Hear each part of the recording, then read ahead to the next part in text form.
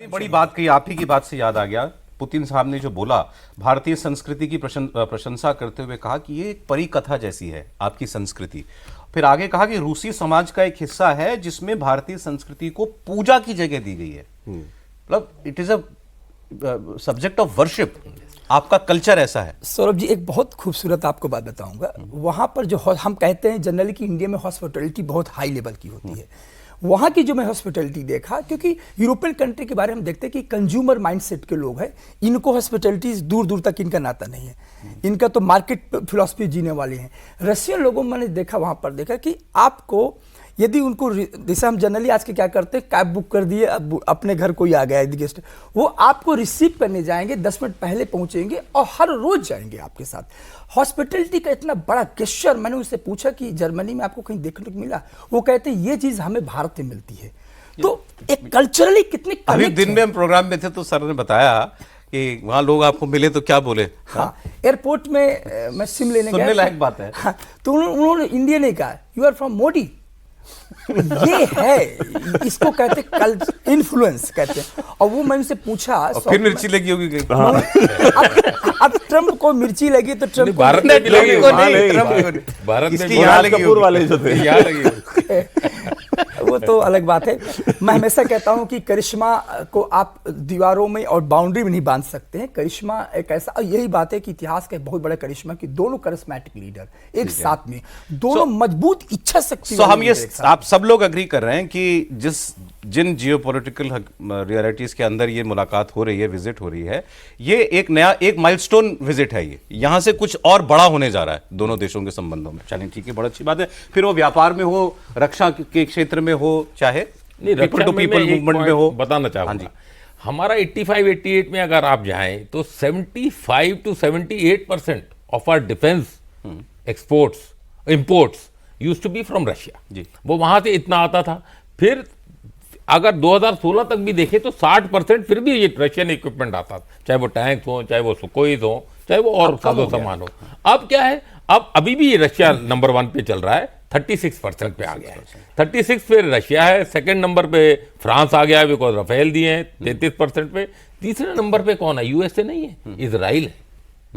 USA है क्योंकि उसने हमें जैवलिन मिसाइल अभी हमने खरीदी, वो मैरीटाइम सर्वेलेंस वाले हमने जहाज उनसे लिए, अटैक हेक्टर्स अपाचे उनसे लिए, तो उनसे ले रहे हैं साजो सामान। बट यही बात रुकती है कि आप Su-57 लेंगे जिसमें ट्रांसफर ऑफ टेक्नोलॉजी है, कम से कम आधा रेट है, और मल्टी रोल एयरक्राफ्ट है। हमारा भी तो प्रोडक्शन का भी उसमें कुछ रोल होगा ना सर? हमारी बिल्कुल ट्रांसफर, वो तो बोल रहे ज्वाइंट प्रोडक्शन करो। नहीं, जो आपने बताया कि पहले रूस से 70% होता था, तो अब हम खुद भी तो कुछ बना रहे हैं। आत्मनिर्भर भारत के तहत हमारा जो अब अपना कंजम्पशन हो गया है वो 65% पहुंच गया है।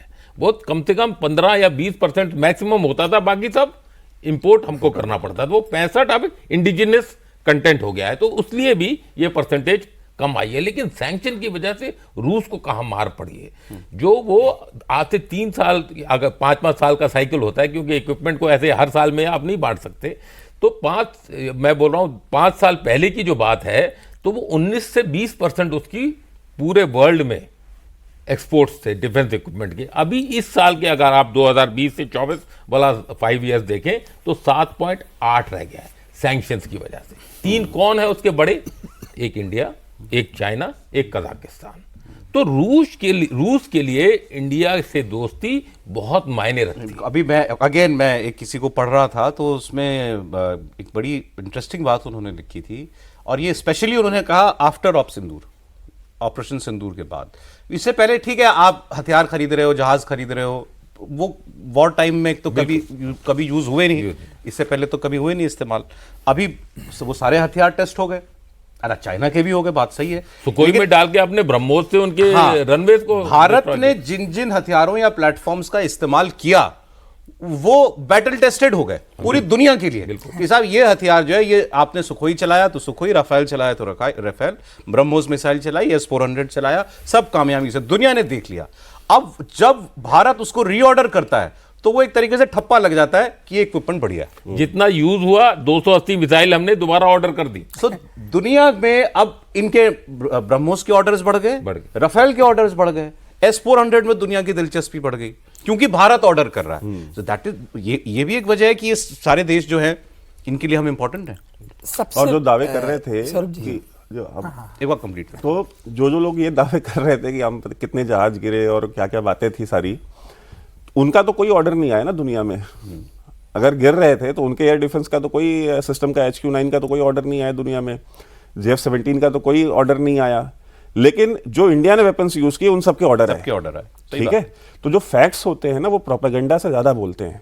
प्रोपेगेंडा तुरंत बोलता है, फैक्ट्स लॉन्ग टर्म में बोलते हैं। एक बात तो ये हो गई। दूसरी चीज, भारत को ये बात समझ में आई, जैसे आपने अभी तेजस का आपने देखिए, तेजस का जो इंजन है उसका $1 बिलियन का हम पेमेंट कर चुके हैं। ठीक है, उसको कितना डिले किया इन्होंने, क्यों? सिर्फ यूक्रेन के इशू पे कि नहीं आप रशिया के साथ आप तेल मत खरीदें वरना हम इंजन नहीं देंगे। ऐसा खुल के नहीं बोला, लेकिन उसकी डिलीवरी को होल्ड कर दिया, समय पे डिलीवरी नहीं दी। अब आप सोचिए कि एक ऐसा देश, आप उसके ऊपर कितना ट्रस्ट करिएगा कि अगर मान लीजिए अगर ये सिचुएशन, अगर ये वॉर टाइम सिचुएशन होती और आप डिपेंडेंट होते उस चीज के ऊपर, ठीक है, तो वो कितना डैमेज करेगी आपको। और वहीं एक तरफ रशिया है, आपने सर ने बताया कि भाई आपके 280 यूज हुए, आपने दोबारा ऑर्डर प्लेस किया, वो सबसे पहले आपको डिलीवरी देंगे, जबकि खुद जंग में है, खुद जंग में है, तब भी दे रहा है, तब भी दे रहे हैं वो सप्लाईज। ठीक। अब आप ये देखिए, ये चीजें वो होती हैं हमारे देशवासियों को समझनी चाहिए। जो वेस्टर्न मीडिया, वेस्टर्न हॉलीवुड में जो प्रोपेगेंडा फीड किया जाता है, ठीक है, ये जो है ना वेस्ट जो है, they are master of myth making. ये मिथ मेकिंग के मास्टर हैं। हॉलीवुड को इस्तेमाल करते हैं, मीडिया को इस्तेमाल करते हैं, अपनी हर एक इंस्ट्रूमेंट को इस्तेमाल करते हैं सिर्फ अपने मिथ को बिल्ड करने के लिए। ठीक है। आप मुझे बताइए कि पिछले 30 साल में अमेरिका ने कौन सी जंग जीती है 35 साल में?